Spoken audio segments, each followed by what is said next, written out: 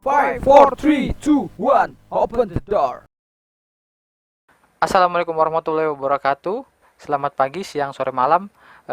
Selamat datang di podcast Pak Coy. Ya, bagaimana kabarnya adik-adik? Baik ya.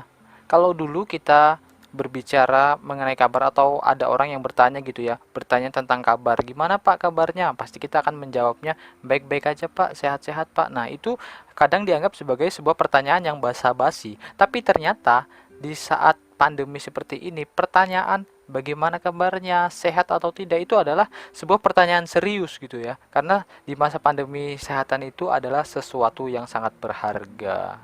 Baik, di pertemuan kali ini adalah pertemuan pertama podcast kita. Nah, sebelum kita lebih jauh membahas mengenai materi yang akan kita bahas nanti, ada baiknya Bapak akan menyampaikan informasi sedikit mengenai apa itu podcast. Mungkin sebagian besar adik-adik itu sudah banyak yang mengetahui apa itu podcast atau sudah banyak mengikuti channel-channel yang isinya tentang konten-konten podcast gitu ya. Banyak sih channel-channel yang terkenal. Nah, secara sederhana, podcast itu dapat diartikan sebagai siaran web yang dapat berupa audio atau gabungan audio dan visual. Jika adik-adik tertarik lebih jauh mengenai podcast ini, silahkan cari atau silahkan digali informasi mengenai podcast. Baik, selanjutnya kita langsung saja masuk pada pembahasan materi kita hari ini ya, terkait dengan integrasi nasional dalam Bingkai Bhinneka Tunggal Ika, bab 5 ya, khususnya mengenai materi bela negara. Nah, terkait dengan bela negara ini, menurut kalian apa sih arti dari bela negara itu? Nah, sebelum kita lanjut lebih jauh membahas mengenai bela negara, ada baiknya kalian simak tampilan kali ini. Yang pertama, anggota Linmas di Merauke dapat pelatihan bela negara dari TNI. Nah, ini ada berita dari Warta Merdeka, berita online tahun 2020 ya, di Merauke. Jadi salah satu wilayah ujung timur Indonesia di Merauke terdapat pelatihan bela negara dari TNI. Nah, jadi hansip-hansip ini mendapat pelatihan mengenai bela negara. Berikutnya ada berita tentang terkait bela negara juga, yaitu nih, dicari 5.000 anak muda Jawa Barat yang mau bela negara dengan menjadi petani 4.0. Wes, ini bahasanya sangat kekinian sekali ya. Daripada nganggur dan banyak rebahan, melamun mending gabung aja. Jadi di sini ada foto dari Pak Ridwan Kamil. Dia mengatakan kalau yang mau ikut bela negara itu gabung saja dengan menjadi petani. Selain itu semua, ternyata bela negara itu juga bisa dilakukan dengan cara mematuhi protokol kesehatan. Nah, Prabowo mengatakan bela negara dengan patuhi protokol kesehatan. Ada yang tahu protokol kesehatan itu apa saja? Ada 3 ya, mencuci tangan, menjaga jarak, dan memakai masker. Oke. Nah, kalau di masa pandemi seperti sekarang ini, ada meme yang mengatakan bahwa anak-anak yang hidup di tahun 2019, 2020, dan 2021 itu saat ini sedang menjadi pejuang katanya. Pejuang apa? Pejuang karena atau pahlawan karena dia rebahan di rumah saja. Nah, seperti sekarang ini ya. Karena memang anjuran pemerintah kita diminta untuk mengurangi aktivitas di luar. Kalau bisa dilakukan dari dalam rumah, ya dilakukan di dalam rumah. Ya, hal itu berlaku seperti pembelajaran jarak jauh yang saat ini kita lakukan. Kalian tidak diminta untuk ke sekolah ya. Jadi dari beberapa berita tersebut mungkin sudah bisa kalian simpulkan mengenai apa itu bela negara ya.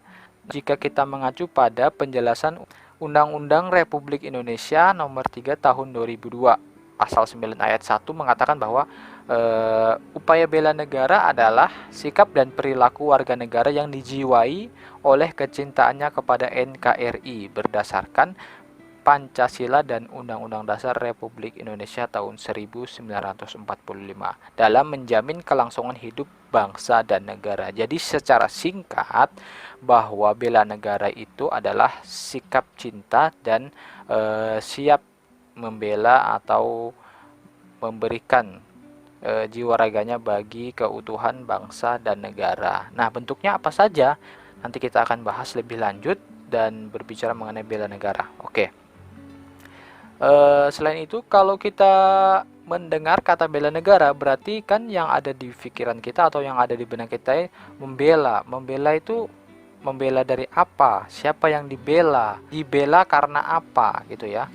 Nah, pertanyaan tersebut bermuara pada adanya ancaman gitu. Maksudnya merasa terancam gitu ya.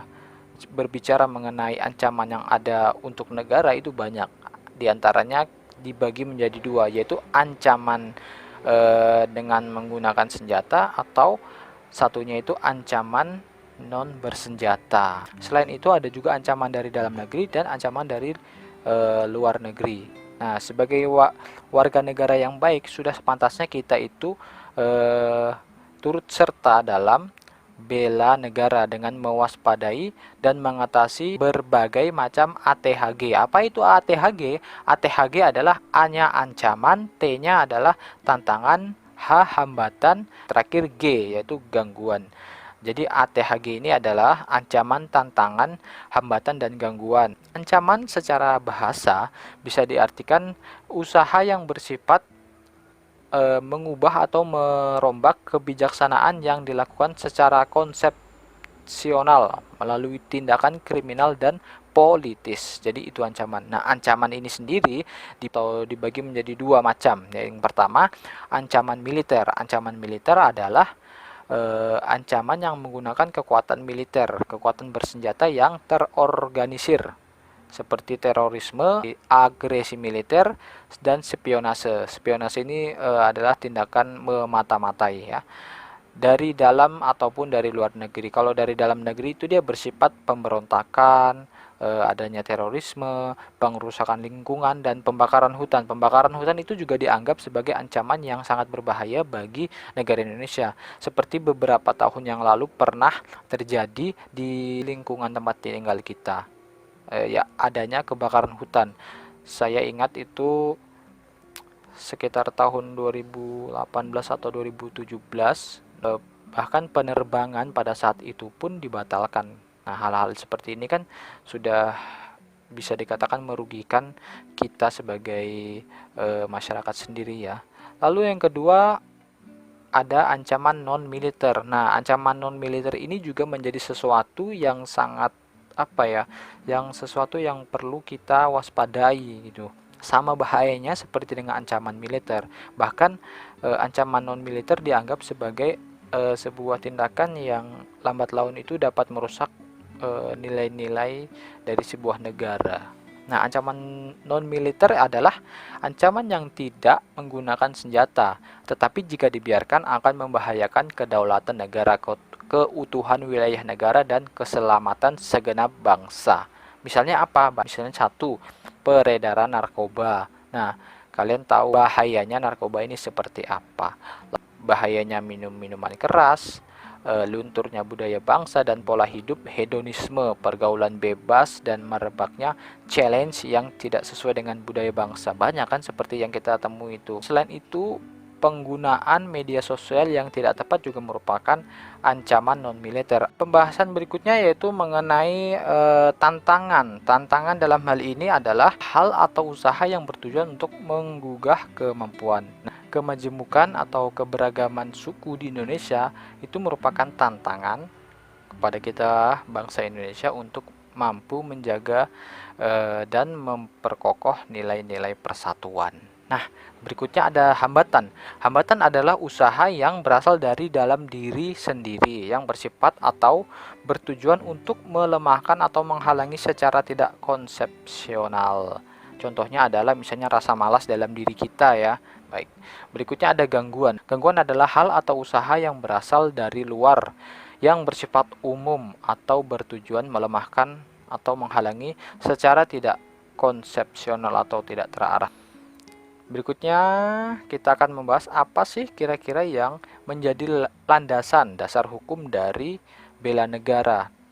Jika berbicara landasan atau dasar hukum dari bela negara ini salah satunya adalah TAP MPR nomor 4 tahun 1973, itu tentang konsep wawasan Nusantara dan keamanan nasional. Berikutnya ada Undang-Undang Republik Indonesia nomor 29 tahun 1954 tentang pokok-pokok perlawanan rakyat. Baik, itu tadi tentang bela negara ya. Nah, kalau ada pertanyaan misalnya seperti ini. Terus, apakah kalian sudah melakukan bela negara? Nah, pertanyaan ini menarik untuk kita bahas. Menurut kalian, apakah saat ini kalian sudah melakukan upaya bela negara? Nah, jadi ada 4 hal yang menjelaskan mengenai apa saja atau tindakan-tindakan yang dapat dikategorikan sebagai tindakan pembelaan terhadap negara. Yang pertama adalah mengikuti pendidikan kewarganegaraan. Nah, jadi bisa dikatakan saat ini kita sedang melakukan pembelaan terhadap negara, atau bisa dikatakan saat ini kita sudah melaksanakan kewajiban kita sebagai warga negara, yaitu membela negara. Nah, kenapa pendidikan kewarganegaraan dikatakan sebagai salah satu kriteria tindakan pembelaan negara? Karena jelas ya, mengetahui dasar-dasar negara, mempelajari mengenai apa itu Pancasila, apa itu ideologi negara, dan banyak hal lain adalah salah satu cara atau salah satu bentuk kecintaan kita terhadap negara kita. Lalu yang kedua ada pelatihan dasar kemiliteran. Nah, ini seperti berita yang awal tadi yang kita lihat ada apa? Pelatihan Linmas ya, atau Linmas mendapat pelatihan bela negara oleh TNI. Nah, lanjut berikutnya yang ketiga adalah pengabdian sebagai TNI.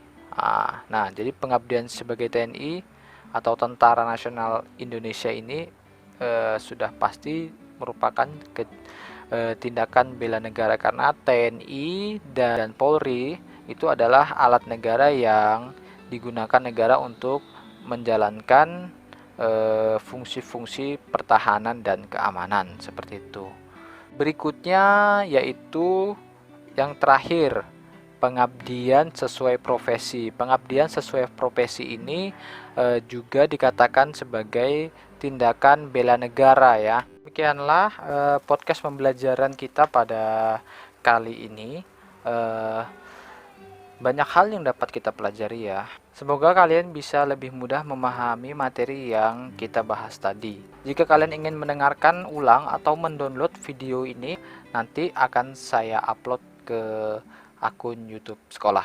Baik, terakhir pesan Bapak, tetap jaga kesehatan, tetap semangat dalam belajar, tugas-tugas yang diberikan oleh Bapak Ibu guru dikerjakan dengan baik, jangan pernah menggampangkan tugas atau bahkan tidak mengumpulkan tugas, karena tugas yang diberikan Bapak Ibu guru itu adalah latihan kalian dalam mengemban sebuah tanggung jawab. Anggaplah tugas itu sebagai tanggung jawab yang harus kalian tuntaskan atau harus kalian tunaikan. Nah, tugas mengajarkan kita menjadi seseorang yang bertanggung jawab. Ingat, selain kemampuan akademik atau kemampuan berpikir dalam memecahkan masalah, etika dan bagaimana kita mengemban tanggung jawab itu juga menjadi salah satu kunci dari kesuksesan hidup. Mungkin itu saja yang dapat kita bahas kali ini. Jika ada kesalahan dalam penyampaian atau bahasa yang kurang menyenangkan di hati adik-adik, mohon dimaafkan. Bapak akhiri, wassalamualaikum warahmatullahi wabarakatuh, dan salam.